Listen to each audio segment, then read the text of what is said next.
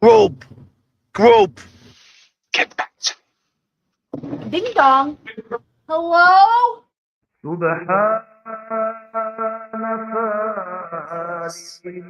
That's right.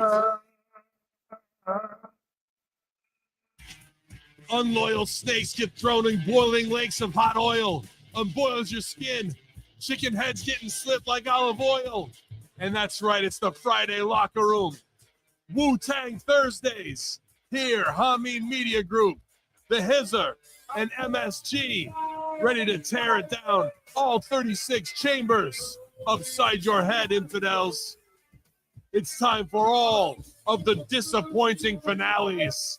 From Goldberg to the Epstein files, we're going to break it all down here on the Friday Locker Room. YOLO!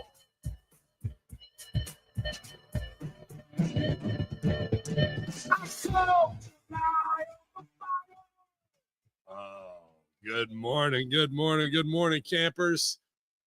Thursday morning, early recording live here, Ben Hameen YouTube channel, Hameen Media Group YouTube, and as always, for now anyway, channelattitude.com, ready to drop the bomb on you guys for the Friday Locker Room. Some interesting stories to catch up on. Maddie's feeling a little beat up after he had some wisdom yanked out of his face, and, we're going to take it easy on him today, man, because if you ever had your wisdom teeth out, you know it ain't no joke, as we were talking earlier off the air, dude. So good to see you, MSG, and welcome back to the Friday Locker Room, buddy. Let me turn on some light here. You look good shaven as well. You look handsome, young bastard, and still got hair.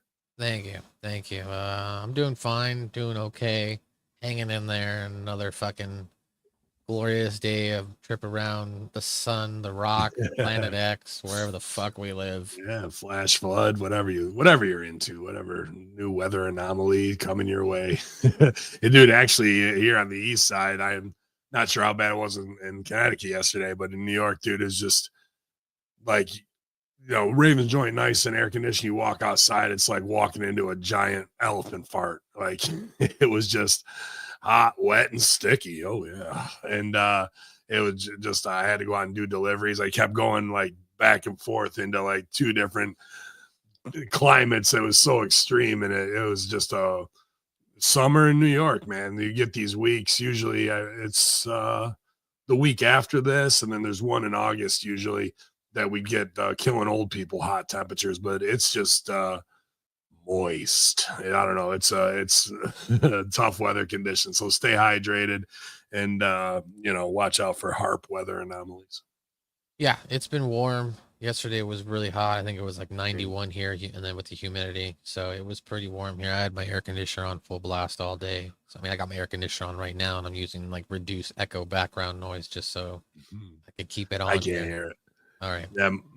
My brother had to drive like 4 hours yesterday in his little winter rat car that he uses, so he doesn't have to take his gas guzzling truck. Fucking doesn't have AC. Oh. He was blown out, bro. He sent me a picture.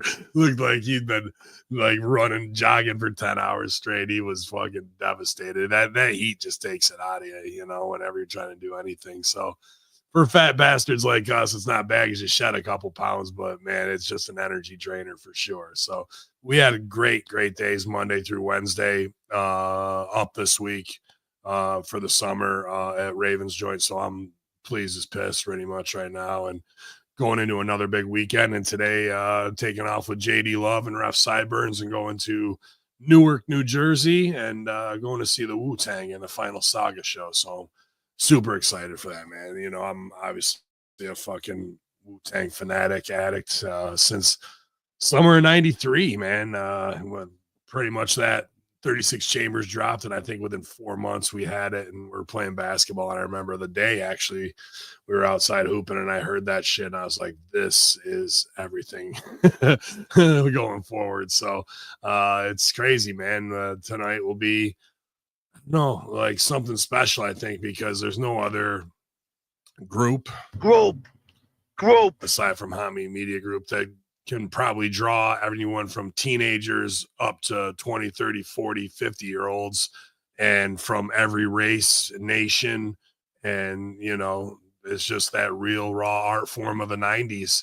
And it's not like it's sing along shit. It's all fucking hardcore lyrics and lyricism and spitting your darts and triple entendres, mafia references, Islam references, biochemical equation references, and pop culture along with hip hop. And it's the realest of New York. So. Is that what got you into Wu-Tang? I mean, what got you into Wu-Tang itself initially? First, it's that RZA pentatonic beat in the samples in 36 Chambers. I mean, we had heard other things that hit hard, Public Enemy, Ice-T, NWA, but they were, still taking P-Funk and James Brown and using them as break beats. So it was kind of a crossover of the 80s, 70s, and 80s still into the 90s.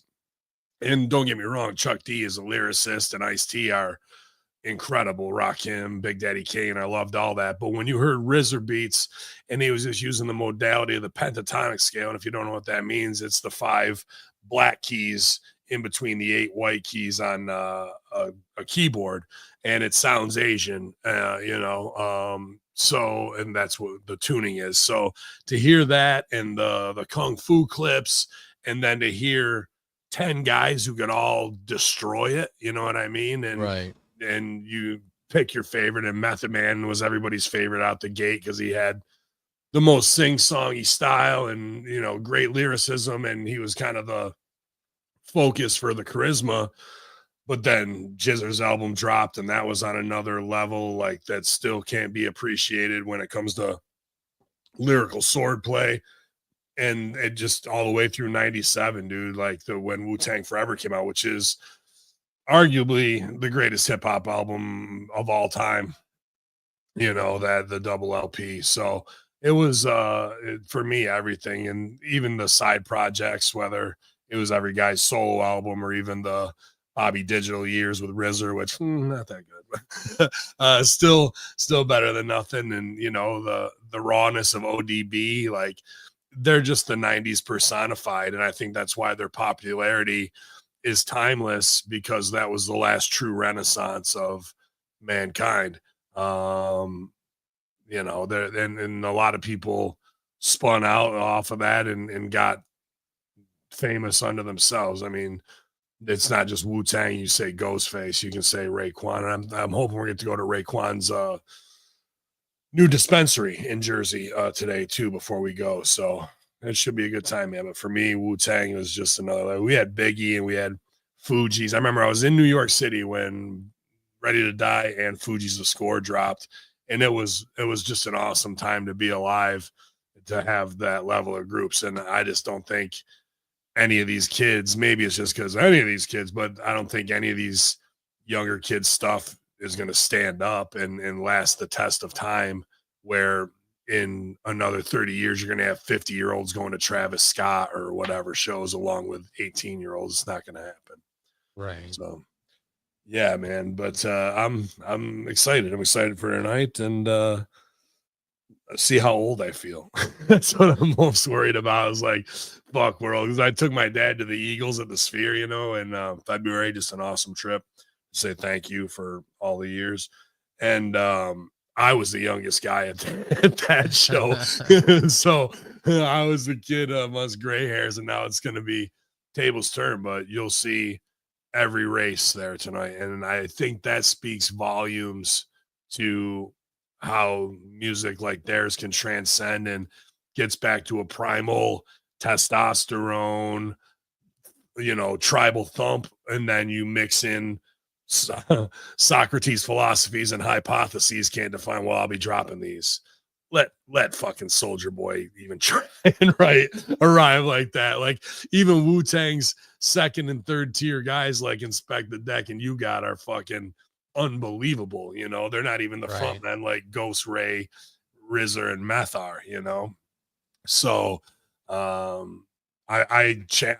wish they would challenge themselves. I've been listening to old Ice-T stuff and old Public Enemy on the drive to work, and I'm just like, how much the art has been retarded in the true sense of the word retard, to go backwards, back to the beginning. Like, and I wish it would loop back around and we would get to this lyrical swordplay, pop culture reference, literary reference that you have to have almost a bachelor's degree or more to truly understand what it is, or you have to have a doctorate in street knowledge, one of the two. And some people have it all, you know, and yeah, I hope it's going to be an awesome show. Run the Jewels is opening for them, so that should be great too. Yeah, nice, man. Well, I'm excited that you've had this planned out. You get to go see one of your favorite, if not your favorite groups of all time. Definitely my favorite. Yeah. Yeah, I get to spend time with your homies. So make the trip. Yeah. It'll be fun. Get some weed. Then drive back 4.5 hours. Guess who gets to open tomorrow? It's gonna be a rough one at the joint tomorrow, my dog. I'm here to tell you, old Hack is gonna be worn the fuck out. So I think my mom just recently did something like that. I forget who she went to a concert though last Saturday night, and after then she got back by 1, and then had to be up by like 5 or 6 a.m. just to get to work. You know what I mean? Yeah, that's what it's going to be because it's Barry Manilow. I think Barry Manilow is on his final I mean, tour. that's worth it to go see Barry, right? Yeah. What Josh last night, JD Love, Josh 2CW, whatever you want to call him, you know, who was just referenced by Cody and Owens on the podcast. So our phone's been blowing up the last 3 weeks or 2 weeks nonstop. He went to a show last night in Montreal. Whoa. Drove back. Going to this show tonight, come back. Maybe he opens and I close. Yeah, he opens and I close tomorrow. So I'll get a little reprieve. And then I got to work all day Saturday, open to close. But then after he opens, he's going to SPAC for 2 nights of Dave Matthews back to back. Wow. Montreal to Newark to upstate, 4 shows, 4 days, bro. The guy is a summer concert machine. That's kind of what defines his life aside from wrestling and weed business. Nice. Gotta get his fix. Gotta get his fix. So and he gets killer seats too. When Pink was at the Dome, bro, front row, like, not that he's trying to be a perv, but everything he's shooting is pretty much 6 feet away from Pink and her thighs. You know what I mean? Like, you're just like he's just seen some unbelievable shows. Guess she's really lovely underneath it all. Points. So before we get into the wrestling headlines, did you have anything specific you want to talk about? Epstein, PBS losing their funding, Elmo got hacked. Yeah, Elmo got hacked, a bunch of anti-Semitism stuff, and that shit just makes me, not anti-Semitism makes me laugh, but the act of hacking Elmo to put out hate messages is fucking hilarious, right? Like that's it. Like, and now I just miss shows like At Midnight, #wars, like, because that's what they would do, and they would go, all right, what else anti-Semitism is Elmo tweeting today, and you know, or what other categories of humans does Elmo hate and why, and let comedians just riff on it, bro. You know, like, is it wrong and is all that? Yeah, but if you make light of it, you're not normalizing it. You're just looking at the situation and saying how ridiculous it all truly is when tomorrow a meteor create a 90-foot tidal wave and we're going, Elmo said what? Like, how stupid our human experience truly is, that a puppet can get people irate like that. But also that's funny that we have the most elementary school thing, preschool thing, getting overtaken by hackers to spew hate. And it's a commentary on the human existence of something that was pure, or should be, to teach children. Some would say it's grooming children, but to teach children. And then in only how many years later does our innocence fade away and turn to hate of a country, a power structure? I don't know. There's something deliciously painful in all of that that's in the subtext. You know what I mean? And sorry, what was the other one you had said? Epstein list. Nothing to see here, folks.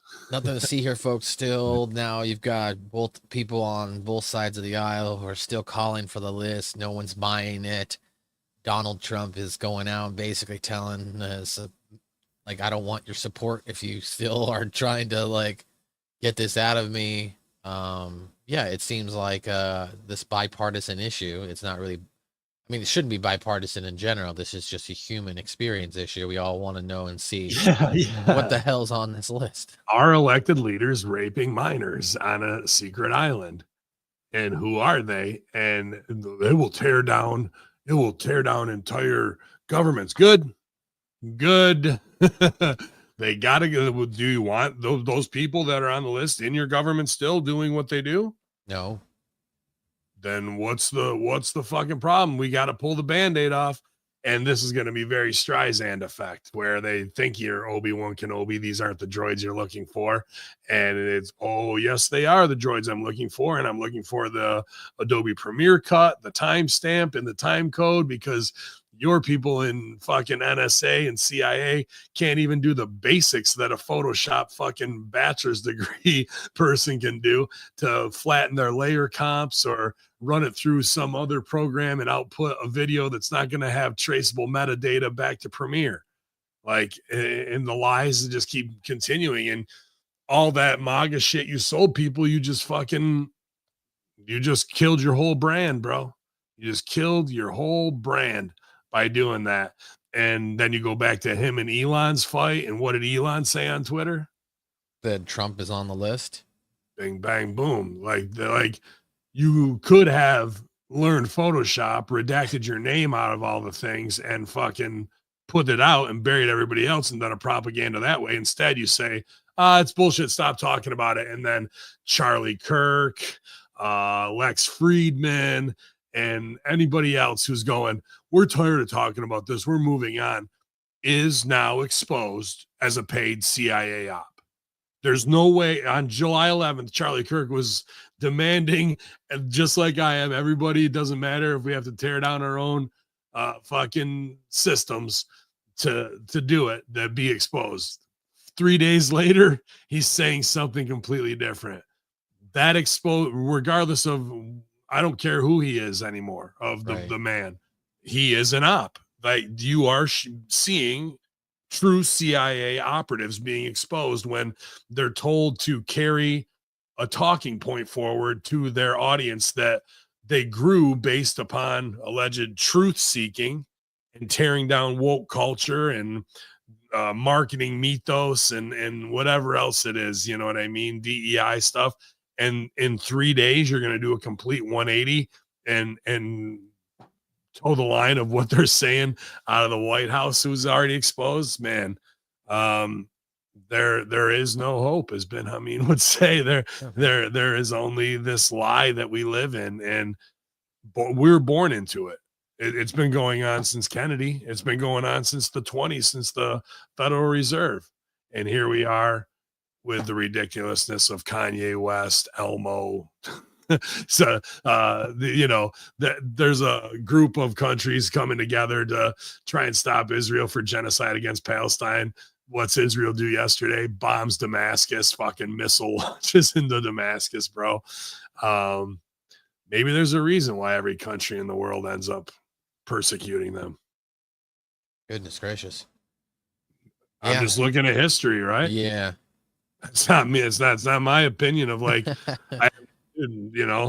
tons of my professors in comedy obviously are from the chosen tribe, and I love them very much. And I've never had any issue with any of them or had them usurp me, but they have to toe this line because of religious fundamentalism and where they came from. I feel bad that you have to do that, but like, that's part of the brainwash of we're God's chosen people. What does that even mean?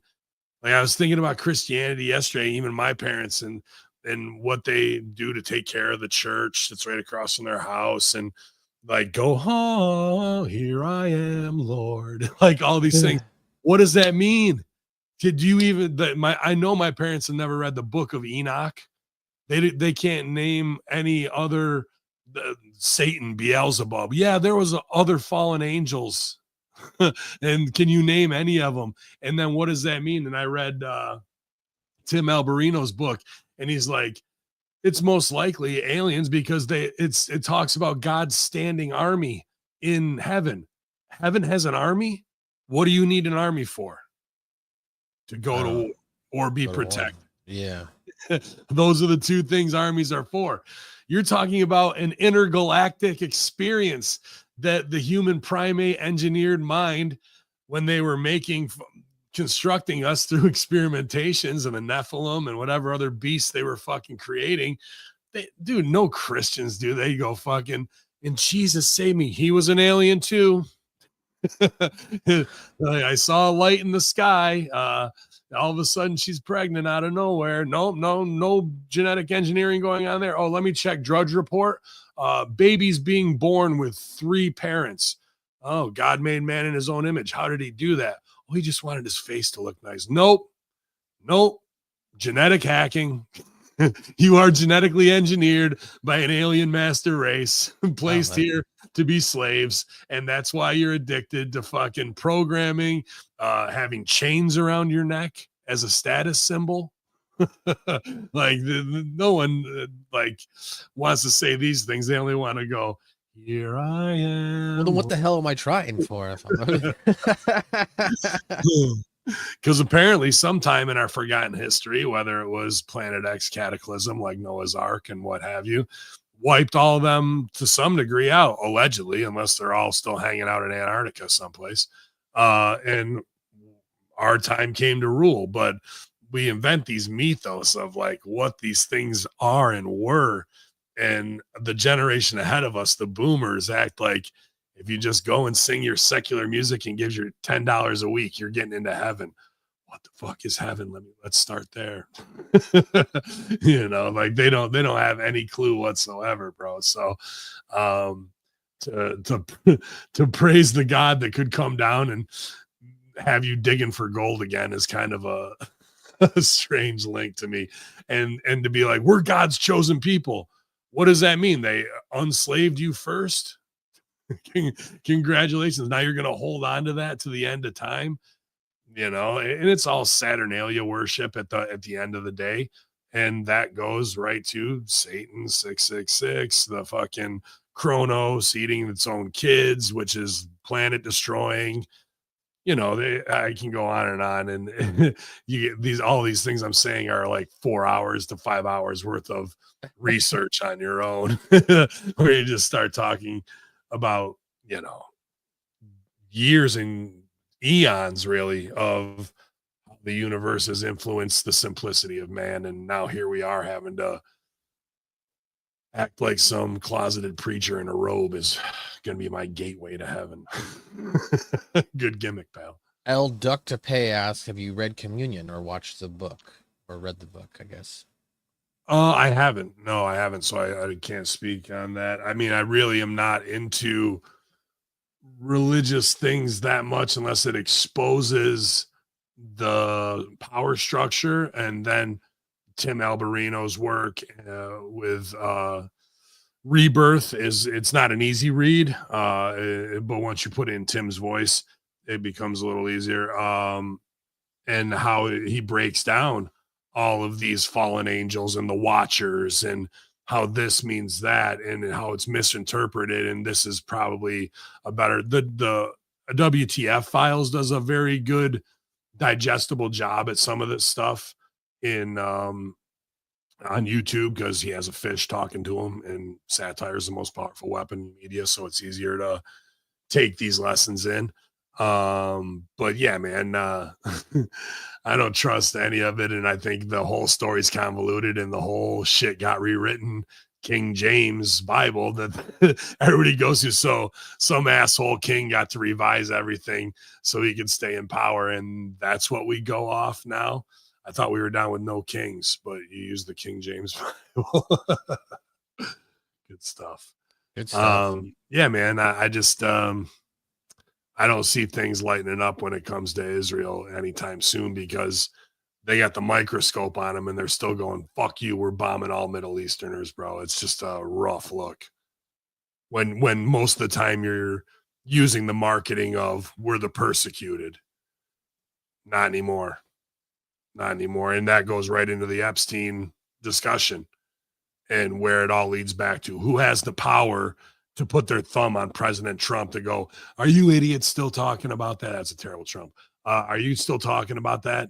Like, that's old news. Let's move on to and leaving Pam Bondi and Bongino and Cash Patel looking like fucking complete idiots, zero credibility. The people who should be the most credible in the cabinet, the head of Secret Service, your attorney general, and the head of FBI, they all look like fucking total fools right now. And who has the power to make you burn those people and throw them out to the back into the world with no cred? And that's above a presidency, which means there's a way bigger hierarchy of who's truly running shit. So, like, but nobody wants to get to that point. Nobody. That's what that Epstein list really do. I say tear them down. We're going to be so upset if Obama and Bill Clinton and Trump are on there. I got no problem with it, bro. I got no, just because respect the Oval Office and the presidency. Why they didn't? One guy's a fucking CIA op. The other guy's son of a hooker that's related to Thomas Jefferson all the way back and gets put into this shit. And his wife's a Soros plant. Like it don't. And then you're going to sneak by Big Mike just to do a ha-ha in America. You know, like it just don't stop with the. I think the argument is they're saying like even people who just had, you know, I guess normal interactions with him, that once that information gets out, they're just going to be automatically judged by the public and there's no way of coming back from it. Just, I guess, you know, regular celebrities who may have just had contact with them or gave him their phone I guess like something. You can be like sweethearted and then get there and make a choice and be oblivious to it. That's all part of it.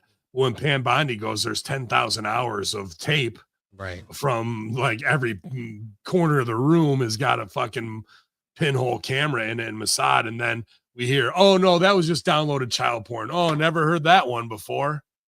Oh, you didn't run that one on the fucking, remember when they took the Las Vegas shooter's brother away in a van? Oh, we found, never get to see the dude, like, because he was going to spill his guts to the media on what the truth was with that guy or anybody's computer. They can just plant that shit on, and that's an easy one for the 85% proletariat masses to go, oh, he was into that weird shit. I knew it. Once you're a conspiracy theorist, you're on that dark. Like, that's how quick they write you off and burn you, bro.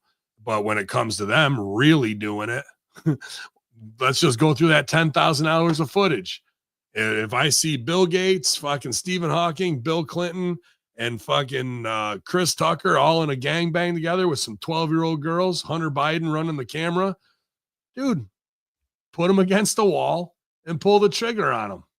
Like, is that going to change anybody's lives tomorrow if we don't have any of those people in there? Well, it was an American president, dude. It was a fucking op. The guy's been an op. Everybody since fucking LBJ taking over has been an op. And even you could say JFK was too, because the mob got him elected. So it don't stop, bro. But we act like the credibility of America would be ruined forever. Well, would you rather stop that train, or would you rather continue on the lie train of no credibility, or be the generation that goes, enough is enough and it's time for a change? And guess what? All you fucking baby boomers who thought you were untouchable because you've been in control so long, you're about to get touched. And then once you do that and you set a precedent, the next group, Generation Xers, that will take over into that will not step out of line. Why? Because they just saw you take out fucking half the 1990 to 2015 presidential cabinets based on fucking all of their lies, all of their spy state shit, all of their weird sexual perversions that got turned into blackmail that sold true independence and freedom down the river for their own profits. I can't do the Vince McMahon parody as much justice, but when you said touching, all I was thinking, reaching out, touching you, touching reaching me. Out, yeah. Touching hands, touching my pee-pee. Yeah, sweet deucey deuce. Yeah, hey, pal. Good times never felt so pal. Yeah, man. And that's the sick truth of what it is, whether it's Hunter Biden laptop, Anthony Weiner, what's the fucking thing they always say about Hillary? What's the Hillary? Where she cut the face off the person. What's it? Frazzle drip. Frazzle drip. Yeah. That's supposed to be a secret file on the Anthony Weiner laptop that shows Huma Abedin and Hillary Clinton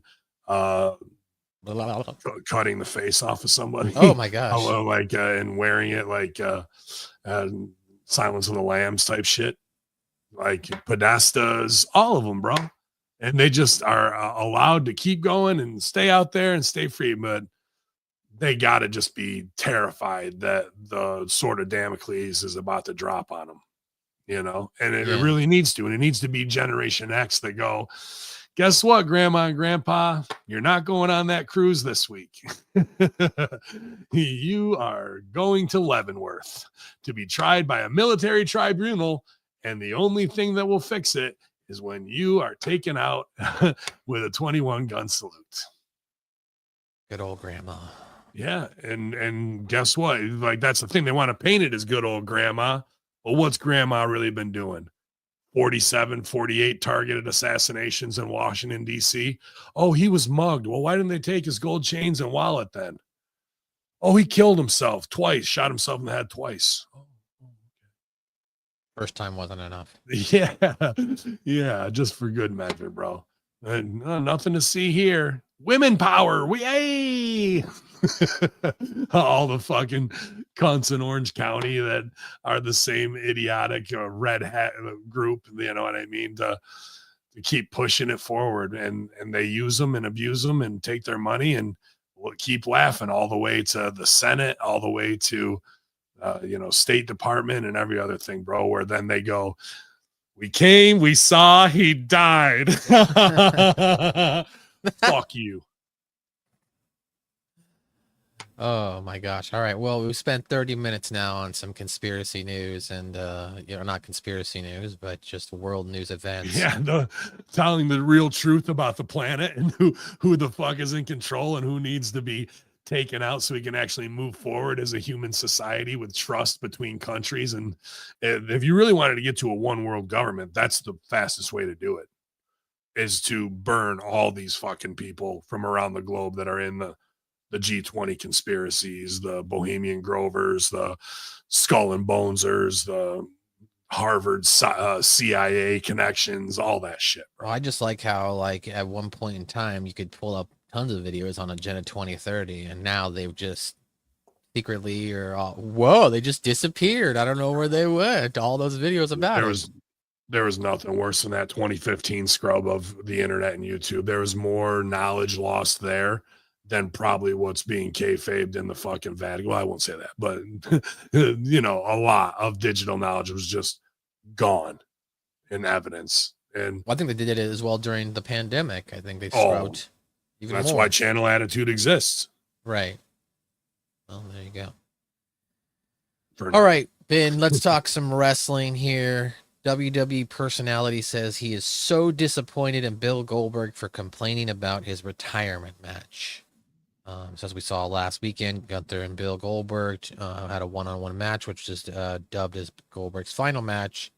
Goldberg went on to say, "Let's just say I'm pissed off at the way I went out. I put so much into it. I don't feel the effort was reciprocated to put a stamp on what I accomplished." And then a video follow-up posted on his account. WWE personality Peter Rosenberg issued a response saying, "I cannot believe the complaints about his send-off. Have you guys ever noticed that the people who are the most overbooked, the most over-celebrated are always the ones who complain? The man got a 15-minute match. It should have been a squash, let's be honest. He should have gotten Goldberg. He should have been taken out, speared and taken out. The man's pushing 60, hasn't looked good in the ring. Some would say ever, but certainly not in the last few years. He's still got a nice little moment, and he got celebrated. I respect Goldberg, and he seems like a decent man, but what the fuck was he thinking? He's been collecting check after check against top guys and putting on mediocre matches and gets a hell of a send-off and then complains I'm lost." Who said this? This is Peter Rosenberg. On Peter Rosenberg. Interesting. Peter Rosenberg on the payroll. Right. This is Triple H's edict through one of his stooges. Also Rosenberg. Also Goldberg. Ergo, there goes the anti-Semitism argument. Somebody from the tribe buries another one. and fucking we don't have to say shit or look a certain way. Very planted. And who Peter Rosenberg, been in radio a long time, hip hop guy, wrestling guy. At the end of the day, who the fuck is Peter Rosenberg, who's never had a match, to say anything about Goldberg's career and what he means to wrestling to put it over while he's on the payroll? This is trickle down from Triple H. And I was wondering, we talked on Monday, Rick and I, should that go home have been off camera where they're doing the speech with his friends and family? And should they have cut at the high point and they just kept it rolling? So it looks like they cut his thing off, but really it should have been cut after Gunther went over. And then you do that to the live house. Because if he stands up after he got choked out, what the fuck does Gunther's choke out mean? Oh, you choked out, I was knocked out. But let me cut a good night, everybody. This is all phony. Hanks, thanks for coming. Like, so they either had time and didn't edit where they needed to, let it go, and then they ran out of time and had to edit and make it look bad, or true wrestling politics, which Goldberg believes, and because he, without saying it, and I could see it on his face in the Ariel Helwani thing, he puts himself over. I'm a WCW guy, bro. Like, is there that old school no WCW guy will ever get over a WWE guy and they're fucking second tier and wish they were us? Cut his shit and we'll fuck with him. Who cares? He's not coming back anyway. He just got us for a paycheck and a Saudi paycheck. Like, that animosity 25 years later, when people go, when I go off on politics and what could be, you're like, you don't know, or whatever. And I'm like, I've been in the fucking right in the trenches and seen this shit go down and been affected by it. When you see Goldberg not say it, that's exactly what he's thinking. That because he's a WCW guy, they always deemed him less than and talk shit about his work. And even though he's a draw and the people want him and put him over in the right settings, that they're trying to fuck with him even on his way out. Like, he is like that. That's pretty much what he puts over in the Ariel Helwani thing. And then he cuts himself off 2 or 3 times where the message is truly, I know you're fucking with me. Fuck you. Kind of, you know what I mean? So like, even on his swan song, they put a little shit stain on it just to go, got him. Cause that entertains them. And the fans don't understand that, but the boys absolutely do. And the years of being in the locker room make you that level of paranoid. And guess what? Usually that's the true answer of what it is, of why someone will fuck up a creative moment, is to get heat or get over on somebody or test them to see how they will respond. Goldberg goes on Ariel Helwani and pretty much responds in a real open way about being pissed off and that he feels disrespected, or, you know, the way they did things in the editing, or was it really meant to be that way? He'll never know, but he's saying it. Then triple down, who comes out? Get me one of the Stooges. Dude, here's what it sounds like to me. Rosenberg is the new Mark Carrano.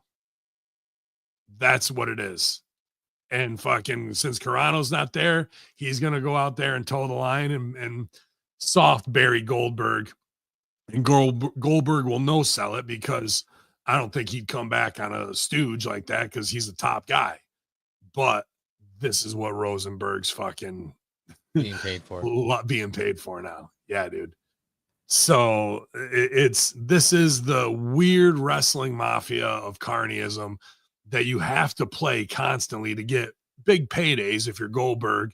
But this gets played at an indie level for no money, just to sharpen your swords for the head fuckery and tests, and to be like, this is the wrestling business. This is how we do things.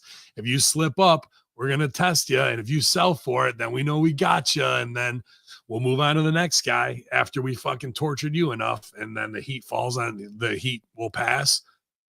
Somebody else is going to do one little thing. And then the wolves and piranhas, whatever you want to call them, fucking attack that way. And then, okay, my heat's passed, and until your time on the merry-go-round comes around again.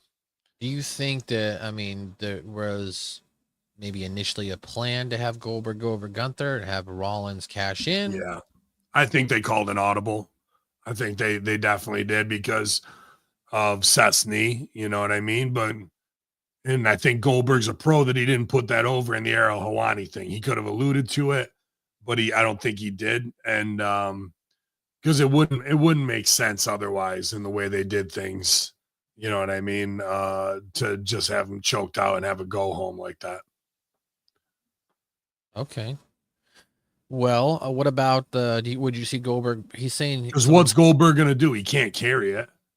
You're going Right. to have him drop it at SummerSlam, which is right down the road. So you could have done it that way. But if they were gonna, they would have had Goldberg go over and Seth not cash in, but Seth blew his knee out. So there's 10 ways to skin the cat of how they could have got there. But after Seth blew his knee out beforehand, card subject to change. Now we're going another way. And that could be misconstrued by Goldberg as disrespect, but that's just straight Booker shit long term. You were only figured in for 2 or 3 paydays. Our top guy just blew his leg out. We got to switch this finish. But in your mind, you're like, they're fucking with me. You know what I mean? Right. But there could be a bigger picture of play. And it could be both. They could be fucking with you and with cards subject to change based on where we need to go. Do you foresee potentially Goldberg showing up in AEW now? I know he in the past says he wouldn't do it, but now that he feels potentially effed over, would he show up in AEW to try to get one more payday? I mean, never say never. We're workers, we're carnies. And if Tony Khan heard that and is going to offer Goldberg $2 million, of course you're going to do it. Why wouldn't you? It's phony ass wrestling. You got a chance to make more money, set your family up forever. You're going to take that as a man in retirement. But it wouldn't make sense. But at the same time, we've talked about recently Tony Khan doing guerrilla warfare. You know what I mean? And you got MJF, and I would play into the Hebrew shit. I would play into all that, whether it's a secret tag partner and he shows up, and then we go that way, and do a Goldberg appreciation night. They're celebrating Owen Hart. He never worked there, right? You know, so if there is an opportunity to do something big and cool, you know what I mean, as far as that goes, and get Gilbert and do the whole thing and make the whole show like that, and he'll go off with a nice paycheck, feels like he's been honored, and it'll be a dick in the face of WWE if you can pull it off. So it's not necessarily like, do we need it, but it's an opportunity to do some of this guerrilla warfare shit I'm talking about, where when your opponent is weak and retreating, you fucking gain ground and take it. You just don't sit there and laugh at them and go, they're retreating. You got to move forward on them. So I think that'd be a good idea. And I think MJF and him could have, not like Goldberg has to wrestle. You know what I mean? Right. Like, there's a bunch of shit that could happen until MJF runs his mouth too much. Goldberg spears him, jackhammers him.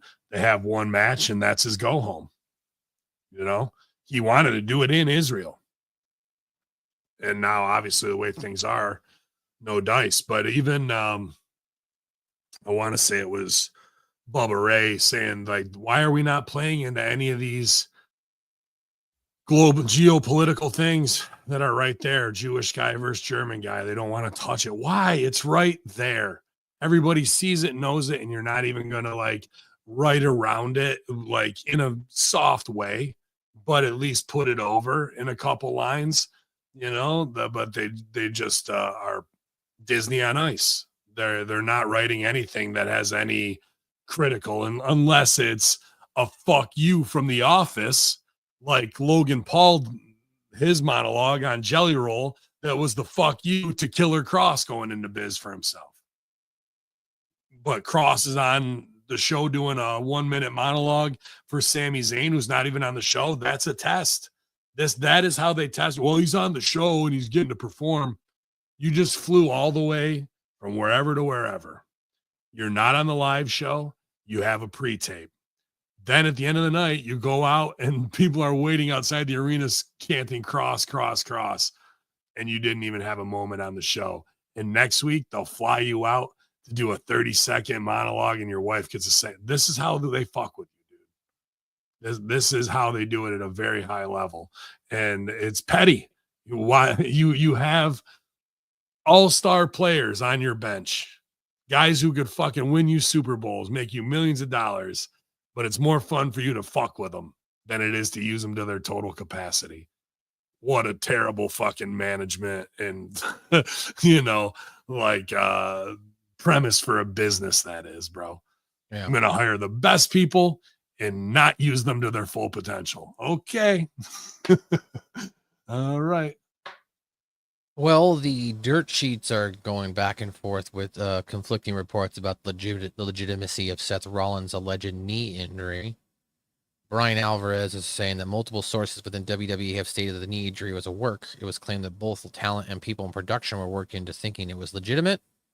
Alvarez noted that according to one source, Rollins did have a very minor knee injury going into Saturday, but was nothing that would keep him out of action for a long period of time. During his podcast this week, who's generally, he tries, I think, is probably one of the more accurate reporters, John Pollock of Post Wrestling stated, I was told 2 days before this event to look out for an injury angle with Seth Rollins. It was described to me it would be an injury angle that gets him on crutches going into SummerSlam, something to that effect. So I was told this on 2 days before the match happens. And then Mike Johnson is saying, for those who have asked about reports, this is all some sort of work. It's not, and anyone claiming such as being completely disrespectful to Rollins at this point. So what do you think, Ben? Is this a work to get him to, to have Seth Rollins then come back out and surprise everybody? Or do you really feel like Mike Johnson's number one stooge is, or Mike Johnson is his number one stooge? No. Paul Heyman. Okay. Whenever Mike Johnson gets deep inside news, it's from Paul. And who's the only one that's reporting that this is real? Mike Johnson. Who would want people to believe it's real? Paul Heyman. If they're doing an angle, fine. I'm interested to see where it goes. But as a booker, I don't understand why you would pull an X angle in the middle of your match with LA Knight and look pissed off to then go backstage only to have your henchman now become the focus that Monday, and you're going to work the marks on the internet to fucking say you do or you don't, so you can then what? Throw your crutches away at SummerSlam and do the cash in? Does that sound like a guy who's the future of this business, the standard bearer, a guy who has two of the top? But he's a visionary. Beasts with you? No, that's a chicken shit pussy ass move. And I would do that. He's a visionary. He's a revolutionary. Yeah. Like the work just doesn't make sense to me to do an injury angle that way, to then come back and go, I tricked y'all and I'm the champ. And like, but at the same time, I'm just thinking out loud here as you tell me. If he's over with the fucking Wizard of Oz sing along and you need to stop that dead in its tracks and you want to make him a real heel, ending matches and burning the crowd is a way to do that. Okay. You know, how will you feel? Taking him off TV for a little bit, right? Yes. So it doesn't make as much sense in how to get Braun and Reed over, but it is a truly heel thing to do that. And because if he's no longer going to worry about conducting the OEOs and needs to be a monster heel, you got to burn that audience. And then you got to not have that sing along anymore as well. That's about one of the only other ways to skin the cat that I can think they would go, is to sell an injury so he can jump up and do that. But when he does it, the smart marks are all going to go, oh, we got worked. I love this guy. And they're going to fucking cheer him because he's stuck to a bit, and the bit is supposed to get heat. It'll get heat with 6-year-olds and single moms and shit like that. But the fucking smart marks are going to fucking start chanting, you deserve it, and all that stupid shit. All right. It's interesting with the conflicting reports. Me personally, and if he did, then I got worked. I just can't believe, like, in the creative, have him do his fucking lion salt, stick his leg, tweak his knee and go down, will X the match. Fuck. And here's the other thing of why it might be. Who's very vocal backstage and will say no? LA Knight. Yeah, because he knows he's got money written on him.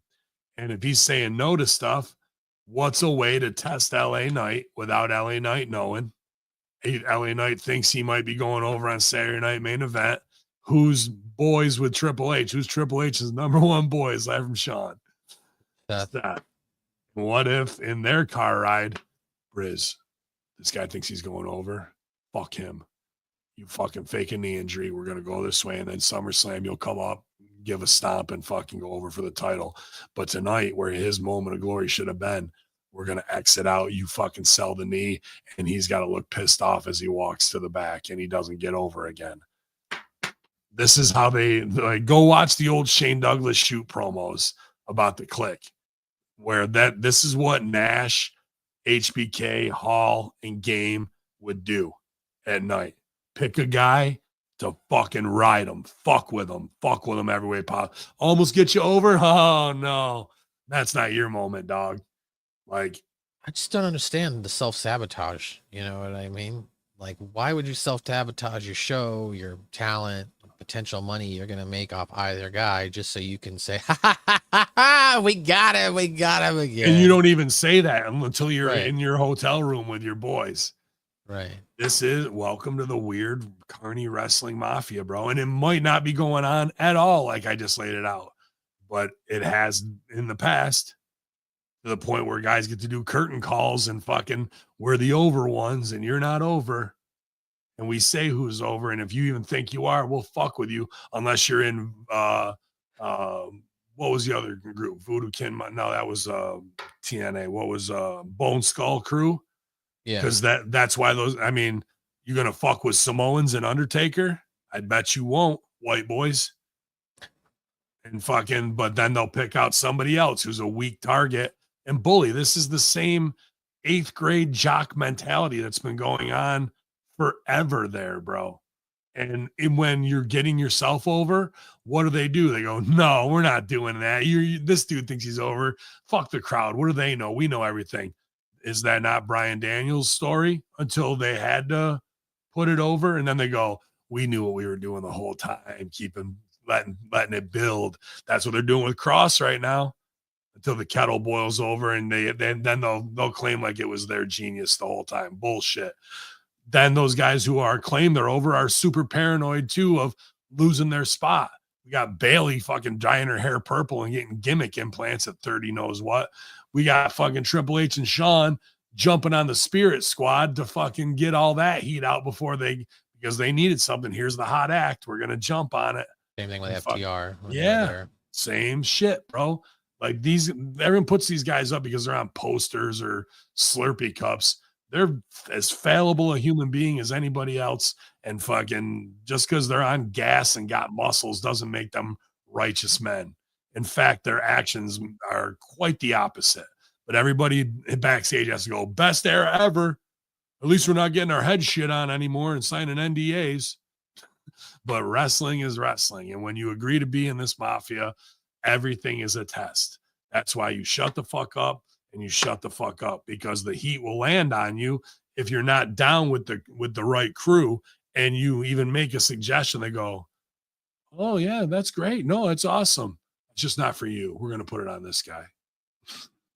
You've been working on it for 2 months for yourself. You know what I mean? Like, and it's not because the other guy can't get over. It's a test.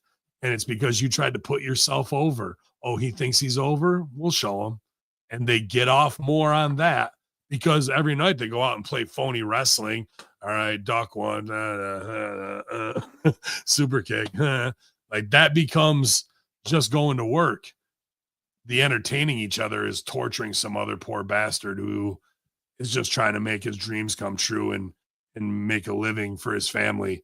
But if you can't play politics and hang at a high level or take it and fucking with a smile, and then once they know they can't get to you, they'll move on to the next one until your time comes around again. Well, Zane Vicious says Seth was supposed to be LA Knight, though. This is what I'm saying. What if him and Game, because LA Knight didn't want to do something that Game or Seth wanted to do 4 months ago, and they're just waiting in the cut, bro, to stab you up with the ice pick. And in this way, is Seth supposed to go over? Yeah, maybe, but they want to do this other angle, and they fucking kayfabe him on it and do a knee blowout angle. He didn't look like he was in on it by any means. So what's that mean? If this is a work and LA Knight wasn't smartened up, maybe he was, maybe he's in on it. These are all what ifs that go unspoken because we're not in their locker room, but it's happened before. So what if they're playing that game and he knows it and he's not smartened up and he knows they're fucking with him. And then what's he going to go in the back and fucking grab Seth by the throat? What the fuck are you doing? Like, or is his knee really blown out? These are all the torturous things that go through the worker's mind, bro. Well, speculation. There's a report out there that there's been some talks about having AJ Styles appear at TNA Slammiversary this upcoming weekend. Earlier this week, Anthem Sports Group President Carlos Silva teased an appearance from AJ Styles at the 2025 event. In an update on the story, Mike Johnson reports the following. In asking around among WWE sources, we can confirm there absolutely has been talk that Styles will be making an appearance this weekend. If you are hoping to see the prodigal son finally return home, I will believe you will be happy if you order or attend Slammiversary. And then it appears if Styles does appear, it will be his first time working with the brand since 2013. Trick Williams, who is the current TNA World Champion, commented on potentially having a match against Styles while speaking to PW Insider. He said, I want AJ Styles. I told Atlanta that I'm the greatest TNA champion of all time, and the audacity of that crowd to turn and say AJ Styles, completely disrespectful. There's only one way to get to the bottom of this. Give me AJ Styles. Let me prove myself. Let me show everybody how legit Trick Williams is. That's the one I want. Trick Williams versus AJ Styles. So do you think AJ Styles shows up this weekend at Slammiversary, Ben Hami? I mean, they have a great working relationship now. Obviously, there's talent swap back and forth in NXT, and AJ Styles is the name TNA. of Impact. Yeah, TNA Impact. So I think absolutely would have him there, especially if this is kind of his last year. This will be a nice wrap up to get him in the door there. He can come back and do one more one-off towards the end. Trick Williams, obviously a talented guy. I didn't even know that he was part of that talent swap over there. But this looks to me like, hey, we tried to get him over on SmackDown for 3 weeks, but you're going to TNA. You know what I mean? Like, what else do they have for him?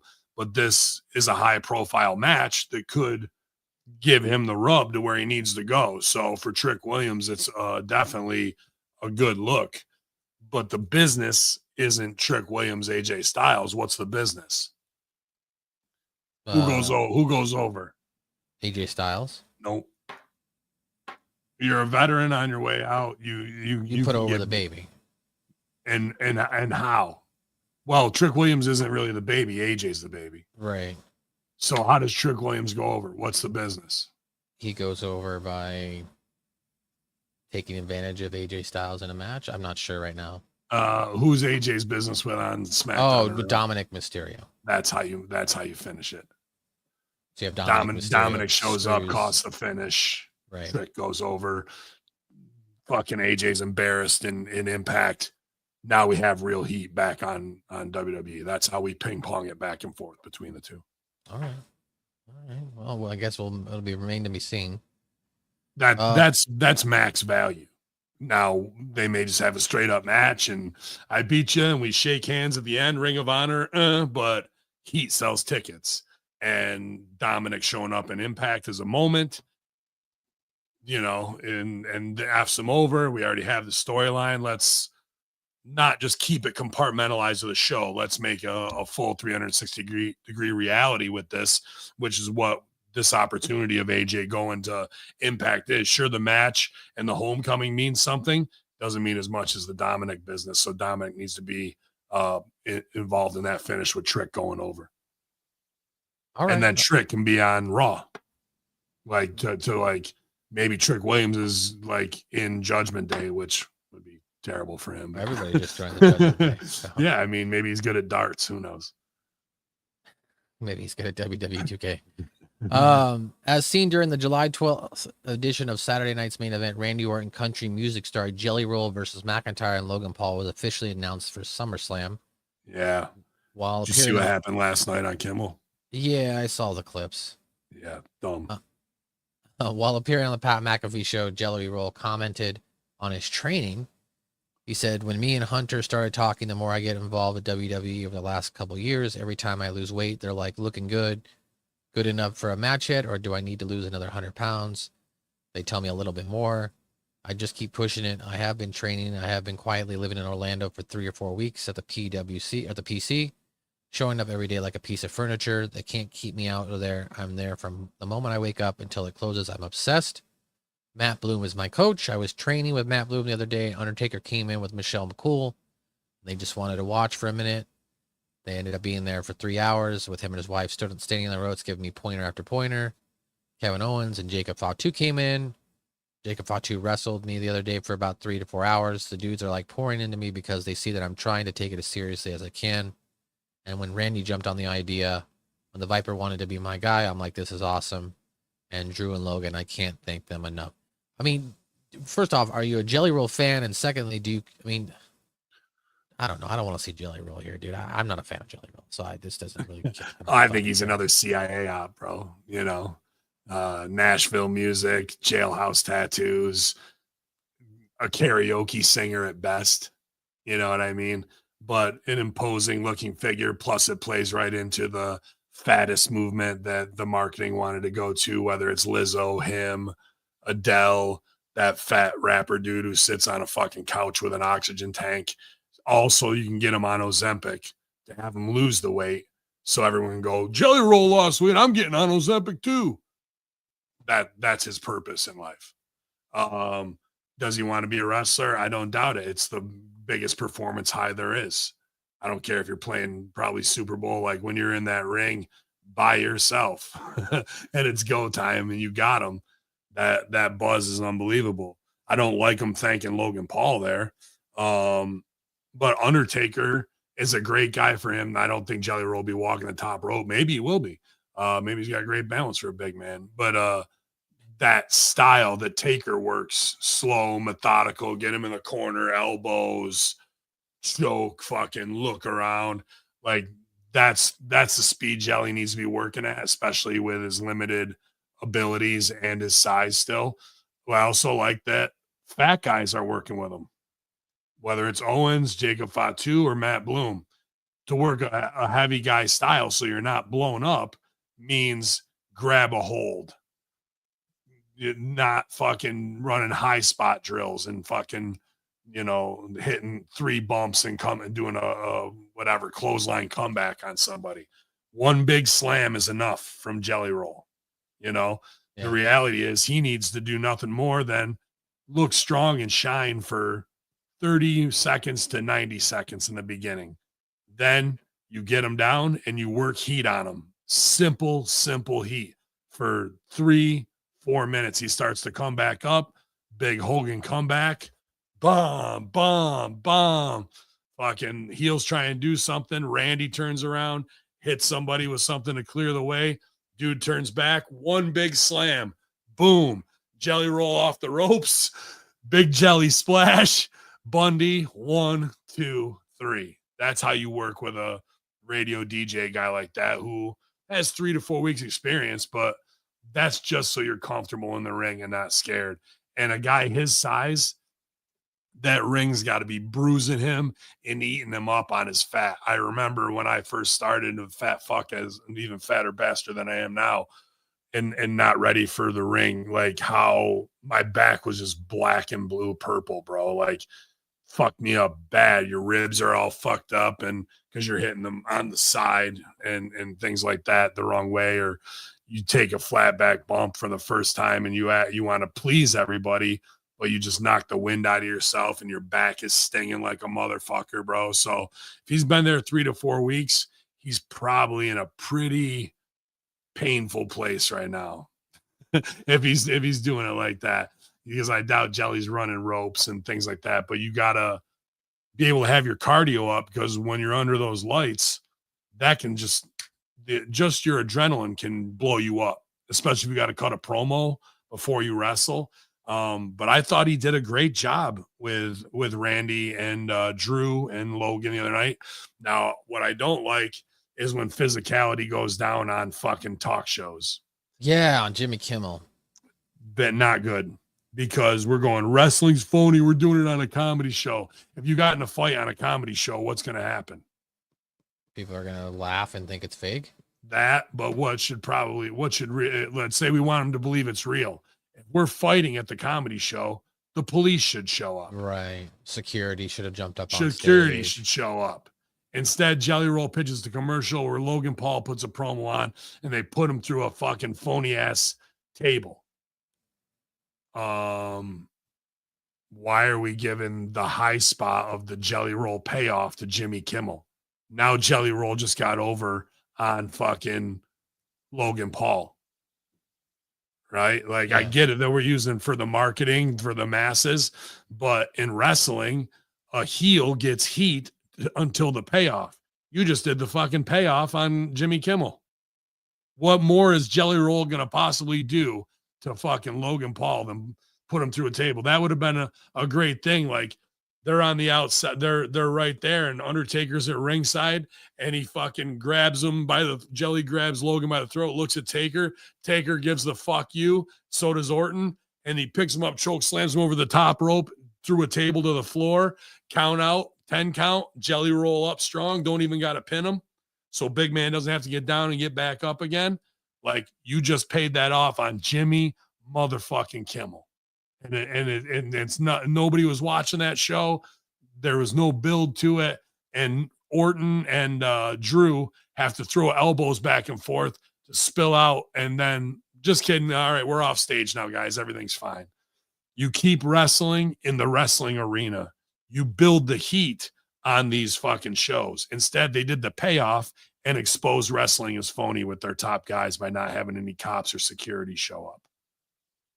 Poorly thought out. Poorly thought out. Well, I mean, unless you care about the status of worked injury angles of Will Ospreay and Samoa Joe, I really don't have much else for you here today. I mean, we've already talked about in the past Pat McAfee. He definitely came out and said some more information about why he's not working right now. Yeah, what was that? Sorry, I saw him that he was at the ESPN Awards last night. So, on his show, he explained he got real tired. He crashed. He hit a wall because he's been going since Dublin. I'm an energy guy, and I don't need a lot of sleep to operate. I've always been that way, but I just could feel it. I'm like, oh my God, my brain is not like operating right. I talked to others that have maybe experienced mental exhaustion before. I talked to them, and then I've been like, I'm staring down what you were staring through. I knew this moment was coming. I knew it was going to happen at some point. As Money in the Bank was happening, I was like, oh my God, this is it. I finally hit the wall.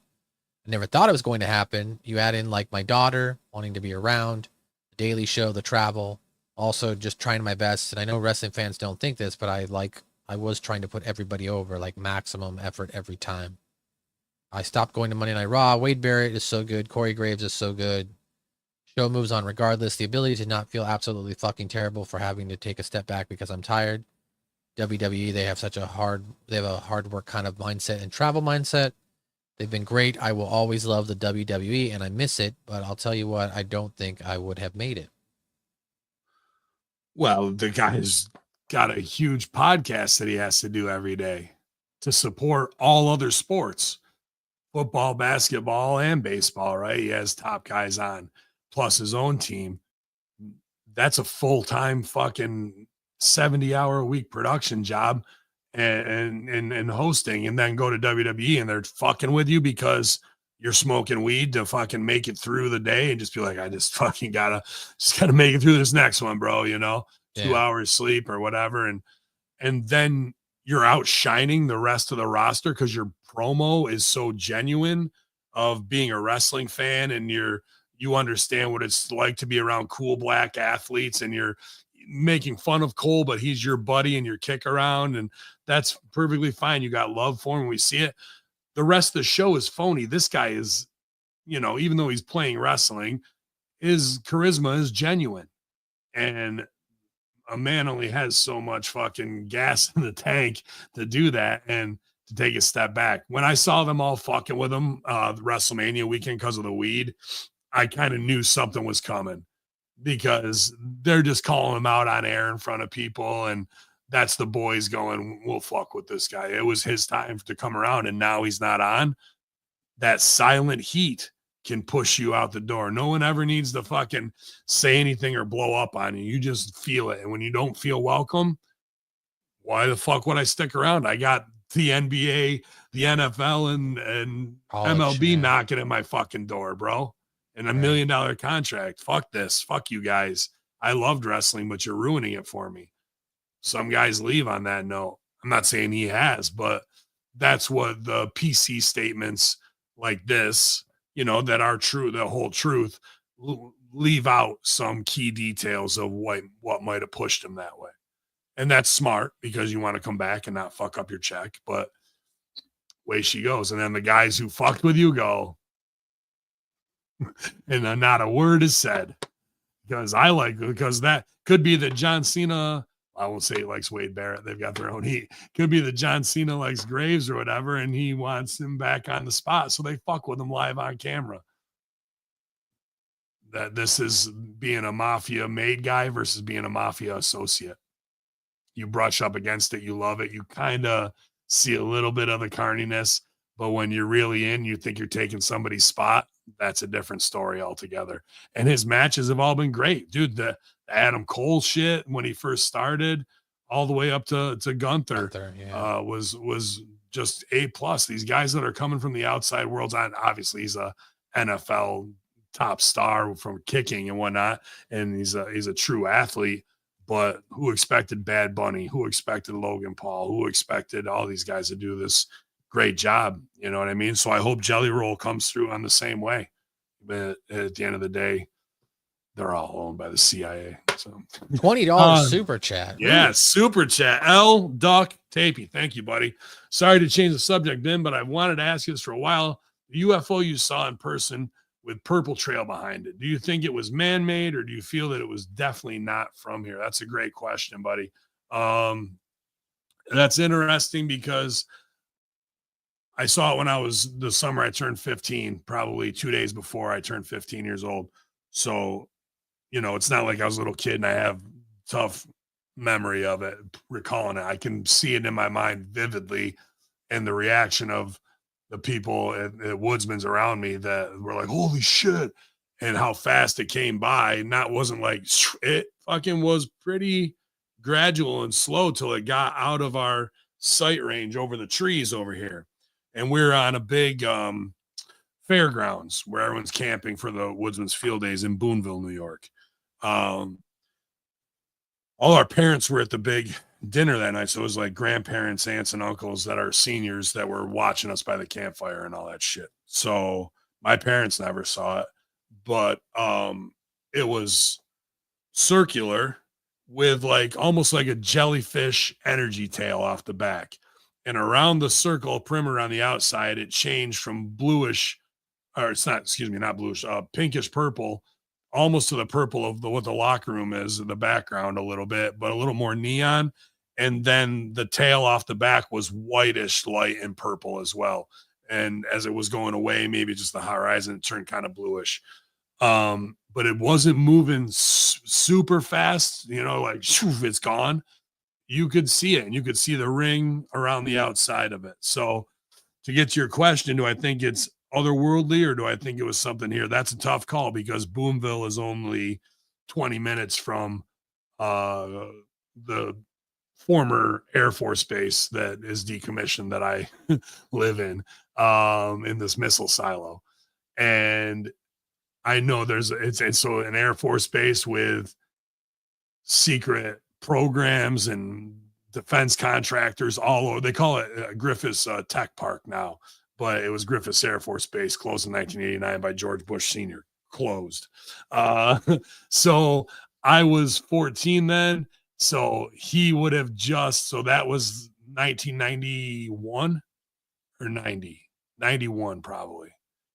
So the base had just closed. So what tech was here that could have been alien that they were flying it out of? just the fact that that military base is so close would lead me to believe. I would like to believe it was otherworldly, but I got to play the odds that it may have been re-engineered technology made by the U.S. government. Now that I'm farther along in my UAP, not like journey and whatnot, you know, but that did have a profound effect on me to see that. And then I hadn't seen anything for decades of what I saw when I would always look like, you know, horsemen were like, these are the ships and the Carillion fuck offs or whatever, you know, like, and none of them looked like it. And then I saw a thing of 80 ships that have been different ones that have been photographed. And there was one that was identical to what I had seen that night. And I probably saw that maybe 3-4 years ago. I think that's when we first started talking about this again. And it, dude, it just instantly flashed me back like that's the one. So when you see it and a UFO, it's something you're not going to forget, even if you were to compare it to like the egg or the cigar or the flying saucer. This wasn't even a flying saucer, really, to be honest with you. It was just like a big circular, like frisbee, like kind of thing, you know. So Yeah. I didn't even know you saw a UFO. Oh yeah, dude. Not just me, like 90 people that night. So and I think it's got a whole file in that I can't remember the log of what it is for FOIA requests, but yeah, dude, it was definitely reported. And like I say, Griffiths Air Force Base was one of the biggest R&D places, and right, even where I am with Ravens Joint is Lockheed Martin, right down the road. So there's all kinds of, in upstate New York, secret shit going on, whether it's weather control, like even now, they were gridding the skies 3 days ago here, dude. So you might have RFK Jr. or governor of Florida saying we're going to assign fines and felonies for anybody who's caught doing that. Well, who's caught doing it? Is it government? Is it private contractors? You want to talk about more traitors and treason against the state? How about these pilots that they swap out? The pilots are swapped out on a 3-week rotation from one base to another after chemtrail. So no reporters can get to them. They don't know who. And you took an oath to protect against all enemies, foreign and domestic, and you're spraying the skies over your own country. What the fuck? And that's going on right out of Syracuse fucking airport, and allegedly right over here, maybe right above me is the runway. So if you were propositioned to hop on a UFO, would you do it, or are you going to put the alien in the dude? Okay. Fuck yeah, I'm going. That's like, what I'm saying. I want to see one. I'm like, I'd be out there about like, a real take UFO. Me.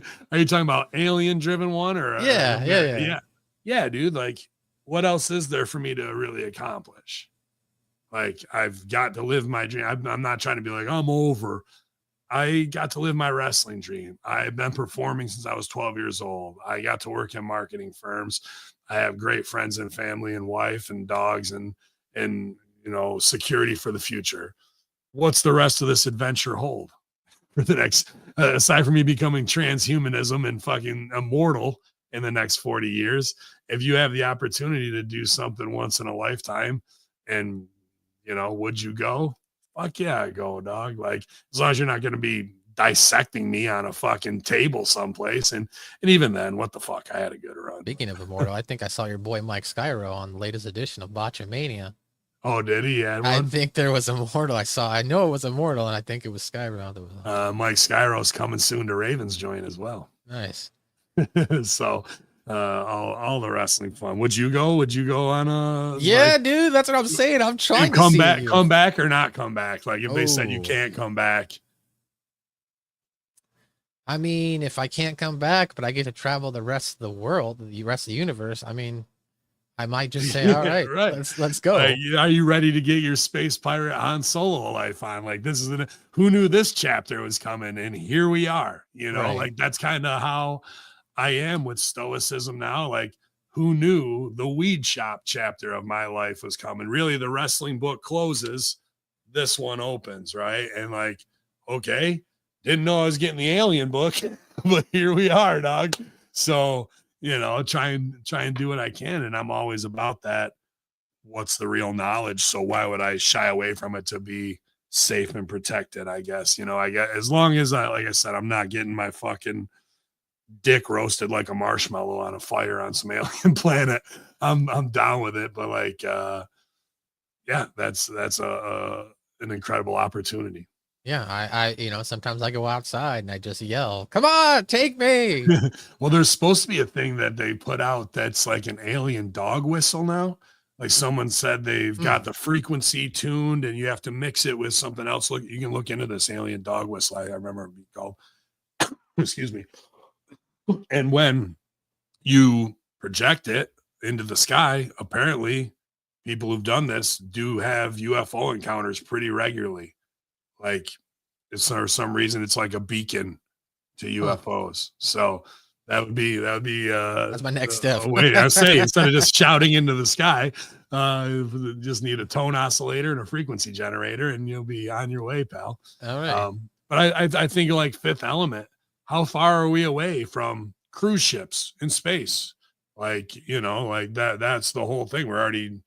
I mean, you might want to stay away from Carnival, but whatever other cruise lines that are doing it, we're not that far away. And really, that will possibly be Elon Musk's final thing. Elon Musk cruises, where now you can leave Earth, go and travel to whatever end of the solar system, and then turn around and come back again. Right, 5-star dining, and hopefully you're not killed and sucked into the vacuum of space, but. Way she goes, you can die just as easily in the fucking ocean. So media dead ahead. Well, that's all I got today on another edition of the Friday Locker Room, unless you've got anything else, Ben. No, man. I mean, we covered it all from Epstein to alien abductions, and yeah, I can't believe you didn't know I never saw a UFO, dude. Yeah, I didn't know that. I didn't hear that story. I think that's what really solidified my psychopathy as the conspiracy horseman, to be honest with you. Okay. Yeah, it was. And then 9/11 kind of reinforced it. Yeah. Yeah, 100%, 100%. And I was always obsessed with giants, even as a little kid, and that's always been in the background. And my foray into wrestling was seeing Andre with my dad. My favorite football team's the Giants. There's a lot of giant stuff in the background, so it's all there. And who knows, maybe I'm just plugged into a fucking chair in the Matrix, and all this is being made up in my mind, and you're a construct, and so is the chat room and $20 super chats. But either way, we're having a good time today, man. Before we go, Aries Wrestling wants to know your thought. I don't know if you watched AEW All In or saw what happened. He wanted your thoughts on Nick and Shayna Wayne and Kip Sabian turning on Christian Cage. Oh, I didn't see it. All right, there you go. So, but yeah, Christian's the man. So if he's got a way to get those guys over, so be it. And when it comes to the Wayne family, they're as connected to Rip Rogers as can be. So I hold them in high esteem as well. So I hope that it keeps them on TV, that they work safe. And after that triple threat, I was really impressed with Nick Wayne when he was working with Shelton Benjamin. So that means he knows how to shut the fuck up and listen. And when you do that, you get to work with guys of that level, you're going to improve so quickly. And now he's getting to do some heat with Christian. It's only going to help him more and more, dude. So I wish him the best. And even yesterday, I watched Chico Alvarez promo, Brian Alvarez to Man Beast from DCW. I talked about this earlier in the week. And they cut to Chico in Brian Alvarez in Buddy Wayne's garage, training garage. And to see it back then, 2007 or 2008, and then think about when him and Swerve did the thing where he got color on him in that same garage. It was just crazy to see that setting being used again, you know what I mean? Or for me to go back in time. So love it. And I don't know much about Kip Sabian. I'll just say work safe and don't get your shit in all the time. Don't be afraid to sell. Well, that's it, guys. That's another edition of the Friday Locker Room. You can check out my podcast at South Park Podcast on all SMB South Park Review on all digital outlets. Check out my channel at SMB at the South Park Pod. We are going to probably be doing some rebranding here. I got a couple guys on my team who want to do some other podcasts besides South Park, so we might be changing up the channel name so that way we can review some other things. And as we get closer to getting caught up on South Park, there'll be less of South Park to review.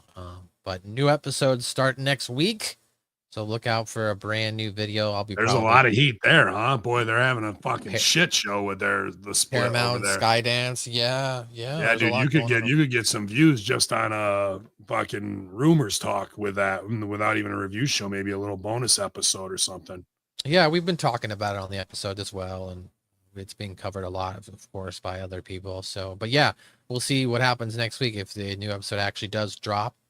So yeah, but we're looking at you don't want to piss those fucking guys off. They will chew you the fuck up and spit you out, bro. On the new network, they will fucking run through everybody in the upper echelon over there. Yeah, they had no fucks given. No, they're made. But we've got a potential King of the Hill podcast coming out, so look out for that. My buddy's working on it, so he wants to review that show. So I'm not sure what the format's going to be yet, because I'm kind of letting him take charge with it, one of my co-hosts. So, and they're doing rebooting that, right? With like 20 years down the road. Very cool. Yeah. So we're looking into that. But other than that, check out, of course, all of our great shows. Thanks for hanging out with us in the chat room, everybody here today. Ben, what's going on in the world of weed this weekend? Yeah, well, it's Wu-Tang today. Plenty of weed at the Wu-Tang show, I'm sure, man. So aside from that, Friday, Saturday, always a banger at the joint. So Friday should be interesting as I walk around in a dream state trying to keep my shit together. And hopefully the weather breaks a little bit. But people like the sunny days and going to camp and whatnot. So I'm glad to be serving up some of the best drinks. We actually got Freezy Pops in yesterday. Oh, nice. So yeah, so for summertime, and one of them was leaking all over the place like a bastard, so I had to clean that up. But yeah, man, more great products from more local New York State cultivators and some of the best cannabis I can find every month, along with my excellent staff. Thank you guys for leaving those 5-star reviews on Google. That helps us with SEO so much. And yeah, a lot of fun talk today here with MSG. And thanks for hanging with us on a Thursday morning for your Friday locker room. Hameen Media Group infidels. Wu-Tang! Bye!